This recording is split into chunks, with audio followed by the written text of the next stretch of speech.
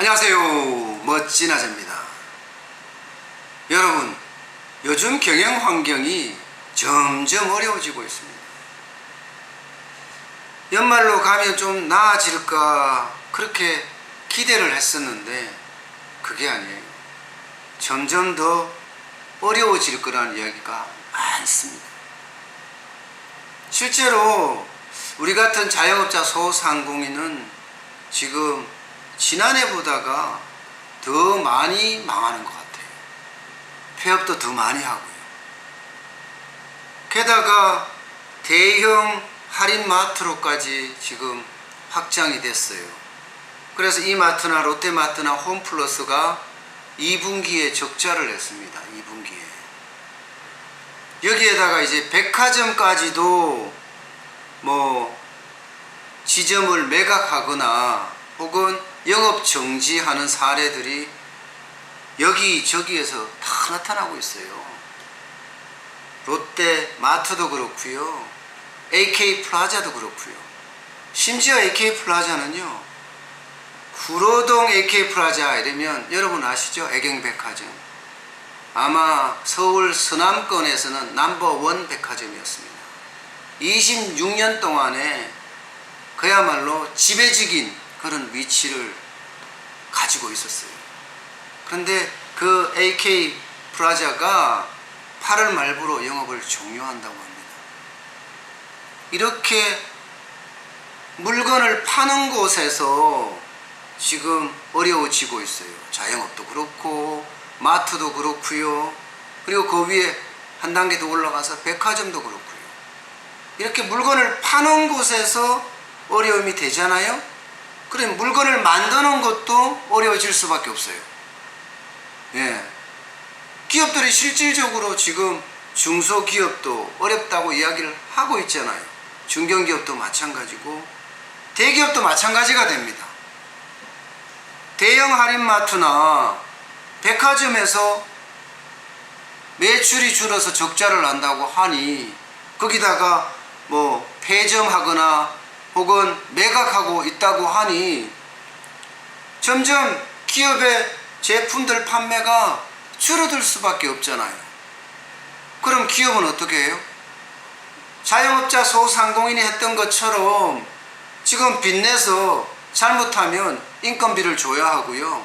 좀 더 나아가서는 빚내서 이제 빚을 갚아야 되는 그런 시기가 오게 됩니다. 빚내서 빚을 갚는데 빚을 못 갚으면 이제 금융권으로 전이가 되는 거예요. 그러면 은행들이 어려워지고 저축은행들이 힘들어지고 새마을금고가 어려워지는 거예요. 그러면 금융권으로 전이가 되는 거 아니에요. 이렇게 전이가 되면 결국은 경제가 침체라는, 그것도 불황을 동반한 침체라는 그런 꼬리표를 달 수가 있는 거죠. 지금 상황이 그렇습니다. 지금 상황이 소비가 엄청나게 위축되고 있는 거예요. 소비가. 그러니까 자영업자들이 판판이 쓰러지고 마트들이, 백화점이 그죠? 영업 종료를 하든가 매각을 하는 거 아니겠어요? 폐점을 하든가. 그러니까 이게 소비 위축이 계속 가잖아요. 이게 올해뿐만 아니라 내년 후년까지도 큰 타격을 줄 수 있는 일본식 장기 불황의 전조가 될 가능성이 굉장히 큽니다. 왜냐? 물건이 안 팔리니까 할인을 많이 할 거예요. 할인을 많이 하면 할수록 가격은 떨어지고 물가는 또 떨어집니다. 한국은행이 발표한 올해 물가 상승률 전망치도 당초에는 1.1%까지 갈 거다 이렇게 예측을 했어요. 2%를 기준점으로 보거든요. 그런데 지난 18일 날이죠. 그때 발표를 할 때 0.7%로 내려잡았습니다. 0.7%. 이게 이제 일본식 장기 불황, 디플레이션의 전조라는 거예요. 와. 게다가 IMF도 경고를 했습니다. 국제통화기금. 물가가 너무 낮다, 문제가 있다, 이렇게 말입니다. 통화정책에 대해서도 이야기를 했지만 뭐 이자는 지금 내리고 있고 또 내릴 예정이잖아요. 아마도 내릴 거예요. 원래 또 한 차례 더 내린다고 이야기를 하고 있으니까 경기가 이만큼 나빠지고 있는데 안 내리는 것도 이상하죠. 그죠? 그렇게 되면 어떻게 하든 경기를 막아보겠다고 하지만 사실은 소비 위축에 따른 경기 침체라서 쉽지 않을 거다는 게 일반적인 시각입니다. 와, 진짜 상상하기도 힘든 일들이 앞으로 몰려올 것 같아요. 경제 폭망이란 말은 그냥 단순한 많이 툭 떨어진다는 이야기인데 그게 아니라 많이 툭 떨어지는 게 오래 갈 것 같다는 거죠. 이제 그러면 우리는 어떻게 해야 될까요? 와, 가만히 있어야 되는데, 그죠? 가만히 있지를 못해요. 가만히 있어도 돈이 술술 새니까 세금이 엄청 많이 나오잖아요. 재산세며 종합부동산세며 건강보험료며. 그러니까 뭔가 움직이긴 움직여야 되겠는데 움직일 곳이 없다는 게 참 안타까워요. 때문에 이 시기에는요, 각자 도생이 굉장히 중요하고요, 무리하게 창업하는 것도 저는 반대예요. 일할 수 있는 곳이라면 어디든 가서 내가 거기서 각자 도생의 발판을 닦는다는 심정으로 가야 하지 않을까 싶습니다. 사업을 하는 사람들은 변해야 합니다. 예, 지금까지의 어떤 사업 방법으로는 지금 살아나지 못하거든요. 워낙 극악한 위기가 우리 앞에 놓여 있으니까 말입니다. 저는 국밥집을 하고 있지만 사실 이 국밥을 급속 동결시켜서 인터넷으로 팔거든요. 그러니까 저는 소비자 상대를 우리 지역에서만 하고 있는 것이 아니라 전국을 상대로 팔고 있는 거죠. 이처럼 뭔가 변할 수 있는 요소들이 계속 생겨야 돼요.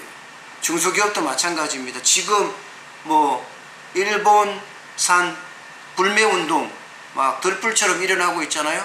그 와중에 비집고 애국심 마케팅을 하는 중소기업들이 많아졌어요. 어떻게 하면 살아나겠다 하는 그런 생각으로 말입니다. 생존 마케팅이고 어떻게 생각하면 죽기 살기 마케팅이죠. 그렇게라도 살아남아야 되니까 말입니다. 어쨌든 여러분, 지금 이 시기, 내우 외환의 이 시기에는요, 각자가 도생할 수 있는 게 가장 중요한 거예요. 각자가 도생하기 위해서는 나의 능력을 길러야 되잖아요. 내가 기초 체력이 탄탄해야지 도생을 할 수가 있습니다. 때문에 항상 여기저기 정보에 어떤 주목하면서 새로운 나를 만들 수 있는 그런 준비를 해 가시기 바랍니다. 회사에 다니고 있든 아니면 학교를 다니고 있든, 그렇지 않으면 저처럼 이렇게 자영업자, 소상공인 사업을 하고 있든 누구든 말입니다. 어쨌든 저는 또 기본에 충실하기 위해서 저는 국밥집을 하니까 육수점검 또 해보겠습니다. 자, 기본에 얼마나 충실했을까요? 네, 이 정도면 진짜 충실한 것 같아요. 시원하고 깔끔한 맛이 그대로 배어납니다.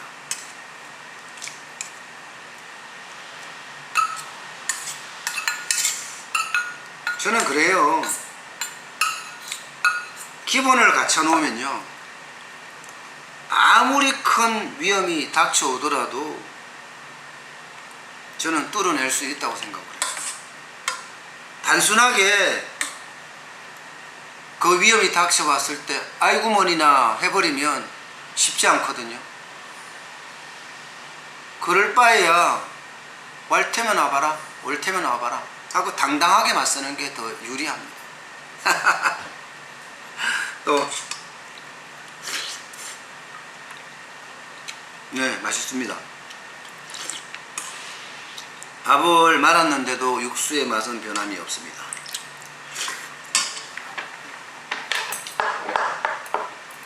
또 반찬도 점검을 해봐야죠. 어묵이고요, 부추 양파 무침이고요, 맛있다. 깍두기입니다.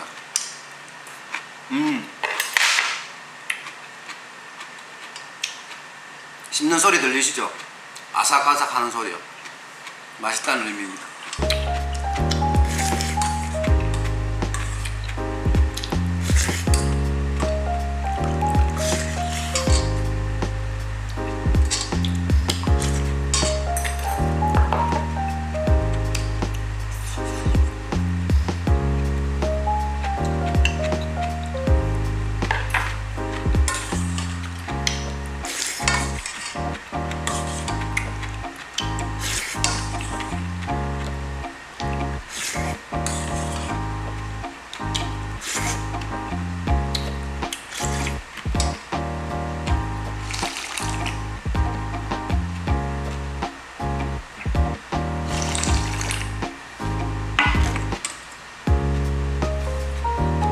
참 잘 먹죠? 이렇게 잘 먹어야지 하루하루를 버틸 수 있고요. 또 이게 또 잘 먹는 게 맛있다는 증거잖아요. 가게도 잘 될 거다. 뭐 이 정도면 손님들도 많이 와서 즐겨줄 거다. 이렇게 생각할 수 있는 거예요. 어쨌든 먹고 나니까 배가 든든하면서 마음도 훈훈해집니다. 어제 매출이요.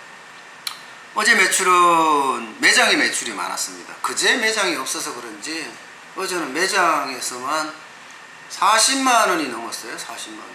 진짜 많이 했어요. 네. 그래서 깜짝 놀랐습니다. 물론 이제 인터넷에서도 좀 적었어요. 적었지만 계속 주문이 있었고요. 또 전화 주문도 계속 있었습니다. 그래서 전체 매출액은 52만 8천 원을 했어요. 많이 했죠? 사실 그제만 하더라도 30만 원대 겨우 넘어서 또 아이고 이렇게 생각을 했는데 또 오늘은 50만 원대를 또 훌쩍 넘어버리고 참 장사하는 게 쉽지 않은 것 같아요. 그죠? 그렇더라고 하더라도 이게 옛날에는 초기엔 제가 일희일비 했어요. 근데 요즘 일희일비 하는 것보다가 뭐가 부족한가 또 어떻게 해야 될까 이런 생각을 더 많이 하는 것 같습니다. 여러분 그런 것 같아요. 앞서도 말씀드렸다시피 지금 시장은 또 경제는 점점 어려워집니다. 예, 그러려고 하면 자기 실력 길러야 되는 거 분명히 생각을 하시고 또 변화하는 거 잊지 마세요. 그렇지 않으면 각자 도생이 되지 않습니다. 결국 폐업을 할 수밖에 없는 그런 구조적인 위기를 맞을 수도 있습니다. 어쨌든 여러분들 화이팅 하시고 또 늘 건강하게 그렇게 쭉 밀고 가시면 대박도 나실 것이라고 저는 생각합니다. 네, 오늘은 여기까지 하겠습니다. 모두 활기찬 하루 되시고 대박 나는 하루가 되시기 바랍니다. 감사합니다.